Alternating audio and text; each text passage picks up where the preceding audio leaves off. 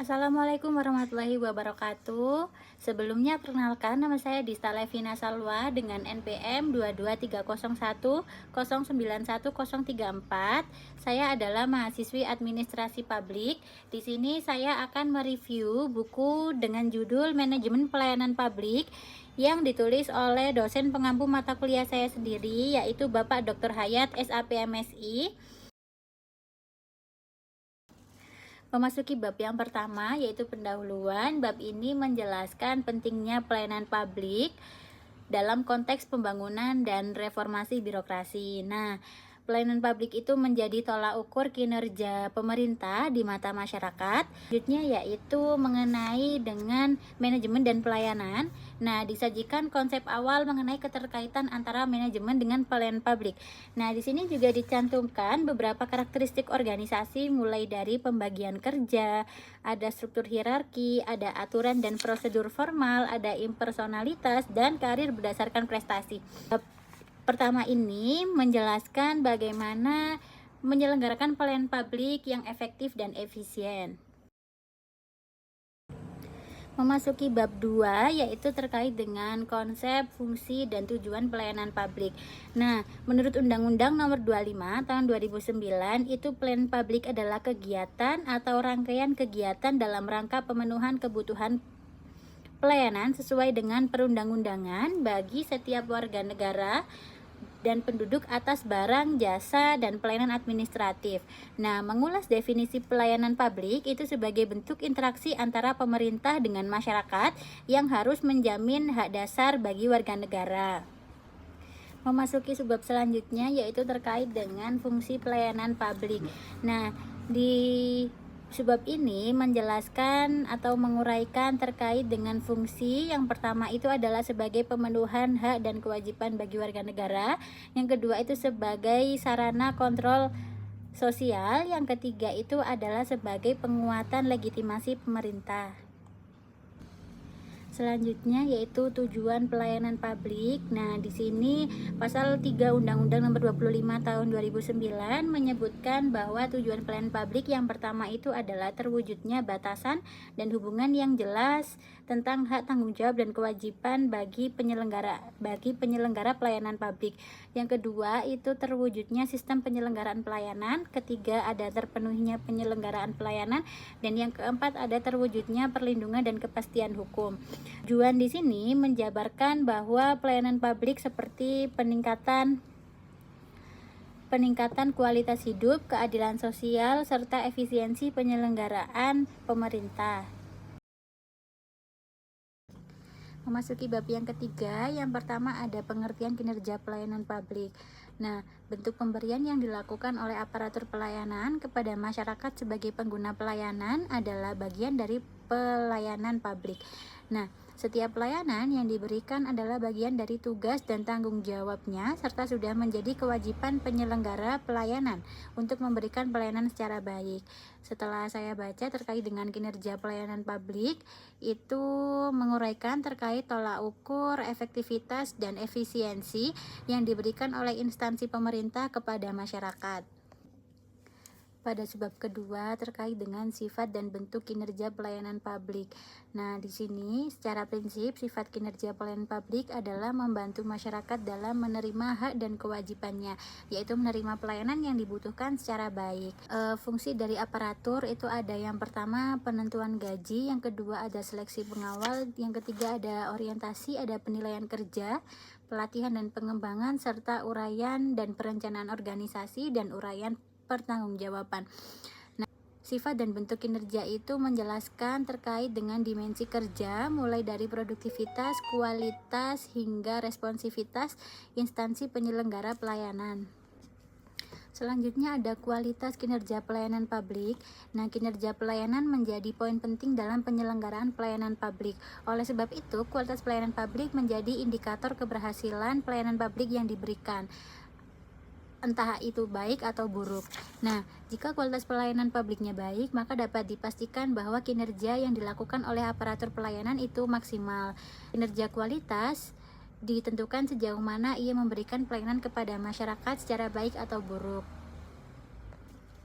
Dijelaskan juga terkait evaluasi kinerja sebagai bentuk kontrol terhadap kinerja pelayanan publik di semua sektor, baik kepada individu ataupun lembaga negara. Nah, semakin tinggi kebutuhan masyarakat akan pelayanan publik harus diimbangi oleh semakin tingginya profesionalitas dan kualitas yang diberikan oleh pelayanan publik itu sendiri. Selanjutnya membahas terkait dengan penilaian kinerja pelayanan publik. Nah, sebelum memahami terkait dengan penilaian kinerja pelayanan publik, perlu dipahami dahulu tentang makna penilaian kerja. Nah, penilaian kerja itu merupakan suatu bentuk kontrol yang dilakukan oleh pimpinan dalam rangka untuk memastikan bahwa tujuan organisasi dapat dicapai secara baik. Nah, untuk melakukan pengukuran kinerja dari penilaian kinerja itu sendiri, yang pertama itu ada memastikan bahwa pelayanan yang diinginkan pelanggan itu telah terpenuhi. Yang kedua ada mengusahakan standar kinerja untuk menciptakan perbandingan. Yang ketiga ada mengusahakan jarak bagi orang untuk memonitor tingkah kinerja. Yang keempat ada menetapkan arti penting masalah kualitas dan menentukan apa yang perlu diprioritaskan. Yang kelima menghindari konsekuensi dari rendahnya kualitas, dan yang terakhir adalah pertimbangan penggunaan sumber daya. Oleh karena itu, ada 3 komponen penting dalam penilaian kinerja. Yang pertama itu ada perencanaan kinerja, yang kedua ada pelaksanaan kinerja, dan yang ketiga adalah evaluasi kinerja. Nah, 3 komponen ini menjadi satu kesatuan dengan aspek yang dinilai dalam penilaian kerja. Memasuki bab yang keempat, yaitu terkait dengan sumber daya aparatur pelayanan publik. Nah, sumber daya manusia atau sumber daya aparatur merupakan aspek utama dalam mencapai tujuan organisasi. Nah, sebagai aspek utama yang mengatur dan menjalankan sistem, itu menjadi tumpuan organisasi terhadap produktivitas atau output yang diharapkan bersama. Nah, sumber daya aparatur yang profesional diperlukan untuk pelayanan publik yang berkualitas, efektif, dan efisien. Memasuki subbab yang kedua, rekrutmen dan promosi sumber daya aparatur. Nah, rekrutmen dan promosi menjadi aspek yang paling mendasar dalam penerimaan dan pengembangan aparatur negara. Nah, aparatur negara sebagai sumber daya manusia mempunyai peran strategis dalam penyelenggaraan pelayanan publik. Rekrutmen dalam pelayanan publik itu tidak boleh dilakukan secara asal-asalan. Nah, jika dilakukan secara asal-asalan, maka dapat dipastikan sumber daya aparatur yang akan menempati posisi itu akan menjadi bumerang bagi pemerintah terhadap penyelenggaraan pelayanan. Sistem rekrutmen harus menjadi perhatian serius dalam penerimaan aparatur sipil negara. Nah, rekrutmen menjadi corong utama untuk menghasilkan aparatur yang hebat dan berkualitas. Beberapa langkah yang harus dilakukan dalam proses rekrutmen. Yang pertama adalah evaluasi kondisi terkini. Yang kedua ada pembentukan tim rekrutmen dan promosi. Yang ketiga ada membuat rekapitulasi dan klasifikasi. Yang keempat ada publikasi dan perekrutmen dan promosi. Yang kelima adalah melakukan seleksi dan kandidat. Memasuki sebab yang ketiga, yaitu terkait dengan kompetensi sumber daya aparatur. Nah, pada buku ini mengambil salah satu topik, yaitu terkait dengan persaingan pada masyarakat ekonomi ASEAN atau MEA, yang hari ini sedang berjalan, memberikan implikasi yang cukup signifikan terhadap berbagai aspek penyelenggaraan pemerintahan. Nah, menghadapi MEA dalam aspek organisasi publik juga dituntut untuk terus mengembangkan potensi dan kualitas kinerja pelayanan publik. Berkaitan dengan hal tersebut, tentunya pemerintah sudah menyediakan dan menyiapkan berbagai kebijakan dan strategi untuk terus melakukan upaya peningkatan terhadap kualitas pelayanan publik itu sendiri. Oleh karena itu, hal yang paling mendasar untuk memenuhi kualitas pelayanan publik adalah dengan memberikan penekanan terhadap kualitas sumber daya manusia dan aparatur melalui kualitas kinerja pelayanan publik. Dalam pembahasan terkait dengan sumber daya aparatur pelayanan publik, dapat ditarik bahwasannya kualitas dan indikator kerja termasuk indikator objektif dan dalam mengukur performa dari pelayanan publik itu sendiri. Nah, penilaian dilakukan untuk mendorong akuntabilitas dan perbaikan kinerja pada pelayanan publik agar menjadi efisien dan efektif. Memasuki bab yang kelima, yaitu terkait dengan reformasi birokrasi pelayanan publik. Nah, reformasi birokrasi dapat disimpulkan sebagai perubahan terhadap sistem pemerintahan menuju pemerintahan yang baik. Nah, sebuah alasan mengapa reformasi birokrasi sangat krusial itu untuk membangun pemerintahan yang bersih dan efisien. Nah, di sini pada buku ini pada bab ini juga menekankan terkait dengan birokrasi zaman era Orde Baru. Budaya birokrasi ala Orde Baru itu masih melekat dalam sistem birokrasi Indonesia sampai hari ini. Nah, budaya minta dilayani masih seringkali terjadi di beberapa lembaga atau instansi. Paradigma aparatur tidak menempatkan posisi dan tanggung jawabnya sesuai dengan proporsinya. Mindset yang masih terbelenggu oleh sekedar menjalankan aktivitas pekerjaan tanpa memperhatikan aspek inovasi dan kreativitas untuk meningkatkan kualitas kinerja. Yang kedua terkait dengan konsep reformasi birokrasi. Nah, pada subbab ini menjelaskan prinsip-prinsip reformasi birokrasi seperti dengan deregulasi, efisiensi, dan digitalisasi pelayanan. Secara konseptual, pelayanan reformasi birokrasi adalah dalam rangka meningkatkan kepercayaan masyarakat terhadap penyelenggaraan pemerintah. Sejak awal reformasi berlangsung, reformasi birokrasi mengalami ketertinggalan dari reformasi yang lain, misal reformasi di bidang politik, ekonomi, dan lain-lainnya yang sudah melakukan berbagai perbaikan dengan berbagai perubahan yang dilakukan. Selanjutnya yaitu kebijakan reformasi birokrasi. Nah, kebijakan reformasi birokrasi pada seluruh unsur di pemerintahan, baik di pemerintah pusat sampai pemerintah daerah, itu memberikan peluang cukup signifikan untuk meningkatkan dan mengembangkan aparatur negara yang lebih baik dan berkualitas. Nah, reformasi birokrasi saat ini itu sudah mengalami peningkatan secara kuantitas. Seluruh instansi pemerintah sudah melaksanakan reformasi birokrasi dengan berbagai indikator yang diterapkan dalam pelaksanaannya.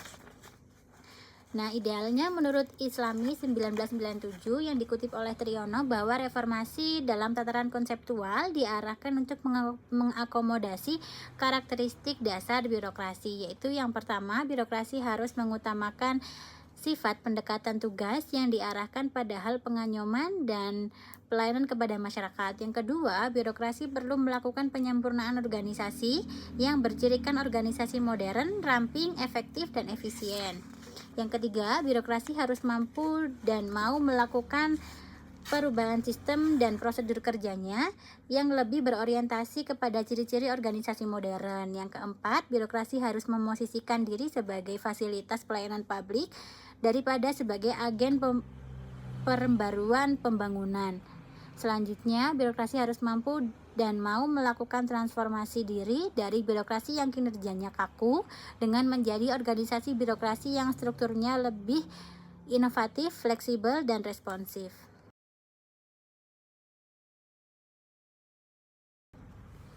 Selanjutnya memasuki bab terakhir, yaitu terkait dengan good governance. Pengertian good governance menurut UNDP bahwa good governance adalah the exercise of political, economic, and administrative authority a nation affair at a level, atau penerapan kekuasaan politik, ekonomi, dan administratif untuk mengelola urusan suatu bangsa pada semua tingkat. Nah, prinsip penting dalam penyelenggaraan pemerintah adalah good governance atau pemerintah yang baik. Nah, good governance sebagai tujuan utama dalam penyelenggaraan pelayanan kepada masyarakat. Sebagai goals, tentunya good governance membutuhkan sebuah proses penyelenggaraan pemerintah yang berkualitas, profesional, dan akuntabel. Definisi tata kelola pemerintah yang baik dan prinsip-prinsip dasarnya termasuk dalam akuntabilitas, partisipasi, transparansi, dan efektivitas. Selanjutnya terkait dengan konsep good governance. Good governance adalah salah satu tujuan penting dalam penyelenggaraan pemerintah. Nah, setiap lembaga atau instansi pemerintah saat ini berlomba-lomba dalam melaksanakan penyelenggaraan pelayanan yang terbaik dengan capaian good governance. Nah, Berbagai kebijakan yang secara langsung bersentuhan dengan masyarakat terus dibangun atas dasar kebutuhan dan kepentingan masyarakat. Tidak kalah penting adalah program kemasyarakatan juga terus dikembangkan untuk meningkatkan kesejahteraan dan kemaslahatan bagi masyarakat di Indonesia. Selanjutnya, aktualisasi pelayanan publik dalam good governance itu memberikan contoh nyata bagaimana pelayanan publik dapat menjamin instrumen pencapaian good governance. Pelayanan publik berhubungan langsung dengan masyarakat sebagai penerima pelayanan. Bagaimana pelayanan itu dilakukan? Secara langsung masyarakat sudah dapat menilai. Jika pelayanan yang diberikan bersifat baik dan memuaskan, maka penilaian terhadap kinerja akan menjadi lebih baik. Ukuran sederhananya adalah seluruh aspek pelayanan publik bertumpu atas kepuasan masyarakat. Selanjutnya, reorientasi good governance melalui reformasi birokrasi. Nah, di sini menekankan hubungan antara reformasi birokrasi dan terciptanya tata kelola pemerintahan yang baik atau good governance. Tujuan good governance yang menjadi harapan masyarakat Indonesia dalam penyelenggaraan pemerintah harus didukung secara penuh dari semua stakeholder yang bekerja sama dalam tugas dan tanggung jawabnya masing-masing. Selain itu, Safroni tahun 2012 mengemukakan terkait dengan faktor-faktor yang memengaruhi lemahnya birokrasi. Yang pertama adalah lemahnya kesadaran dan kemampuan untuk melakukan prinsip-prinsip good governance. Yang kedua, ada sistem pemerintahan desentralisasi dalam birokrasi daerah. Yang selanjutnya ada sumber daya dan aparatur yang tidak komponen, dan ada efisiensi institusi birokrasi. Selanjutnya ada implikasi pengukuran kinerja dan pelayanan publik, dan terakhir adalah pengawasan. Selanjutnya, good governance sebagai goals tatanan pemerintahan yang baik adalah memberikan kepuasan dalam bidang pelayanan publik, bersih dari korupsi, kolusi, dan nepotisme. Nah, di sini good governance sebagai goals itu menyatakan bahwa pelayanan publik yang berkualitas adalah bagian dari upaya mewujudkan pemerintahan yang baik. Jadi dapat ditarik kesimpulan bahwasannya buku ini menyajikan pendekatan komprehensif mengenai manajemen pelayanan publik dengan membahas reformasi birokrasi dan good governance. Sangat